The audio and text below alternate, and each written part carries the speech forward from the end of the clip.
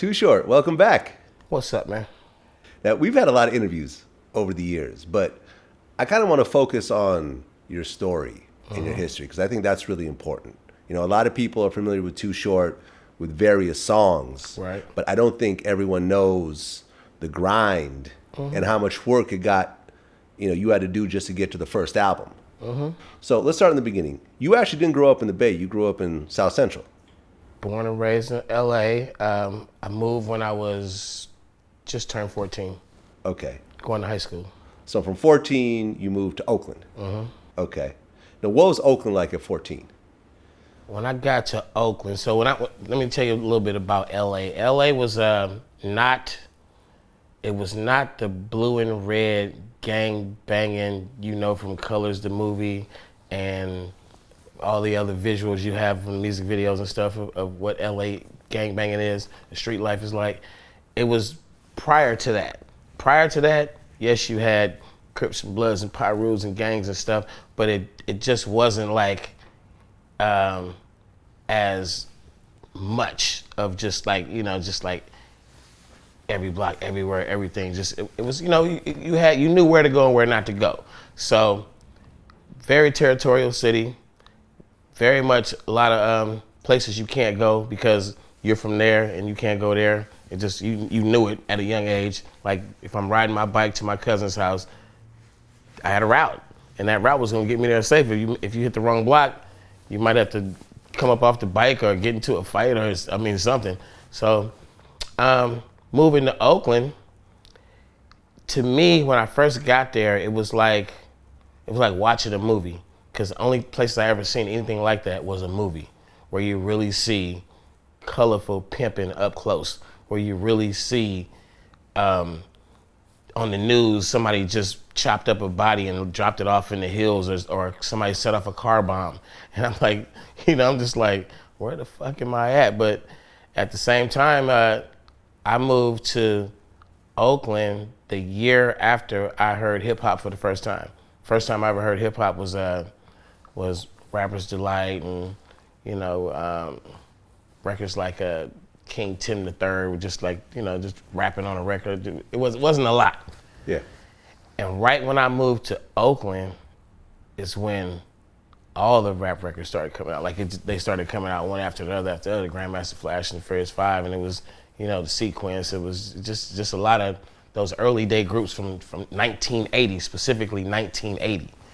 And it just, the year 1980, that's the year I started rapping. That's the year I moved to Oakland, went to Fremont High. That's the year, I fell in love with hip hop. That was just, that was the start of Too Short. That was the birth of Too Short. I don't think I would have been a rapper if I stayed in LA. I know I wouldn't have been a rapper named Too Short. I wouldn't have rapped about, pimping and the game that I got from Oakland. So it was just, to me, it was, I don't know. I got to give you one other element too. My brother moved to Oakland a year before me, and he was describing it to me. So I came there with expectations of this wonderful fun he was having, this place that he was loving, and it was all that. So that was it was. I look back on it like it was like watching a movie. That's all I can say. Okay, so 1980. Were there any West Coast rappers at all? I'm gonna say that they definitely had rappers. What we were listening to, my first West Coast, rapper experience was probably like the Uncle Jam's Army stuff, the Egyptian Lover from stuff, LA. What was that? LA was that Dream, 1980? LA Dream Team. That wasn't 80. That was 80s. That was early 80s. It came along pretty early. Okay, Dr. Dre had records out in fucking 83. Yeah, it was a world-class wrecking crew, right? Yeah. But in 1980, when you started rapping, it was strictly New York shit. It was New York shit. New York shit. That's it. Yeah. So what made you, this kid living in Oakland, say, "Hey, I'm going to be a rapper like these New York guys"? I was always in band class. I was a drummer in a band, marching in a marching band. I was fucking listening to some songs one day, and I also was a music lover. Ever since I was a kid, I would buy records out the record store, take them back to the house, listen to them over and over again. memorize them. I was a big Parliament Funkadelic fan, where I analyzed every musical note, every word on the album cover, everything that happened in a Parliament Funkadelic Bootsy Collins world. I knew everything. And when I heard rap, I listened to it as a drummer, you know, naturally being a drummer, and I listened to it as a music lover. And I said to myself, it was 1980, I probably hadn't heard 20 rap records in total. And I said, I can do that. and most of rap records came with an instrumental.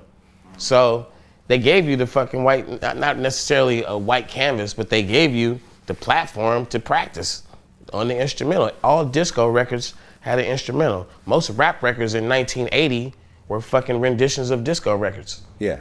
You know? Like Rapper's Delight and everything. So, I mean, I'm knowing this shit because I study music. So I went and found some instrumentals. It wasn't even, the instrumentals I found weren't even from rap records. They were from like fucking some disco era shit that, you know, had the 12-inch version, you flip it over and it's the fucking instrumental on the B-side. So I did it and I was just fucking around. I just rapped and it just, you know, the first time I rapped in 1980, I don't think I wrote another rap for like about 6 months. And I played that one rap so much because people kept asking me to play it. And then even if you didn't ask me, I still played it anyway. So finally, somebody finally got the nerve up and said, man, we're tired of hearing your fucking song. Make a new song. And I was like, damn, I'm making a new song. Like it just was that moment where the person who told me they was tired of hearing my one song, I was like, I'm gonna make a new song. And that was it. I went and picked a new instrumental and I had a technique on how I could record it. And then at that point, that was like 1981, Christmas of 1981, I had spent the year really messing around with my little rigged up way to record, you know, the little just push play record, those old things. You sit the radio in front of the speaker and you kind of like crouch down a little bit and just rap into the speaker, into the microphone, all, you know, just, it only sounds good when you played it back on that same radio. But that Christmas '81, I talked my mother into getting me some equipment from Radio Shack. All I wanted was a mixer, a little voice effects machine, and a microphone. So you record this, your second rap song. Mm-hmm. Now, were these like the dirty raps, or was it more like some New York shit? No, I was really just mimicking all I had heard. It was it wasn't a New York style, but it was, the subject matter was basically, hey, check me out. I just walked in the room. I'm kind of cool. You know, look what I'm wearing. It was that, you know, that's all I had heard. Yeah. And it was, you know, rap was supposed to be like some bragging, you know, put myself up over everybody else type of shit. So I didn't really get my moment until I heard the message. When I heard the message, I used to always carry a boombox radio with me.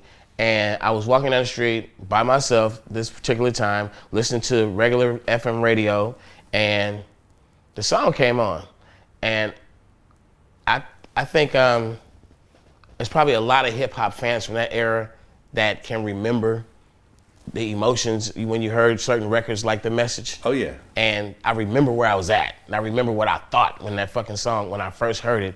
It was the first time that outside of like a book or something, I'm listening to music. This hip hop, this is the new shit. I've read books that describe streets of New York and gangster shit and all this shit, but this song was, as I listened to it, I could picture what he was saying. Yeah, broken glass everywhere. So, people pissing on the stairs like they just probably don't care. 2 years out of moving from LA. I'm trying to be this young rapper. It's just a hobby, and I'm, you know, it's clicking. I'm like, fuck, man. I'm walking down the street going, I would be dope as fuck if I just told a story about Oakland. I'm looking at it, I'm hearing this shit, and I'm like, damn. And from that moment, I ran to the fucking house and wrote a rap about what I saw in Oakland, trying to do my version of Melly Mel. Of The Message. And it was the start of something, you know? It just. Okay. Now, were you Too Short back then, or did you have another name? No, I was Too Short. I was always Too Short. And I never, whatever I wanted my future gangbanging name to be in LA, I didn't bring that to Oakland with me. I was getting ready for it. Like you got to get prepared, but I moved to Oakland before the gangbanging days came.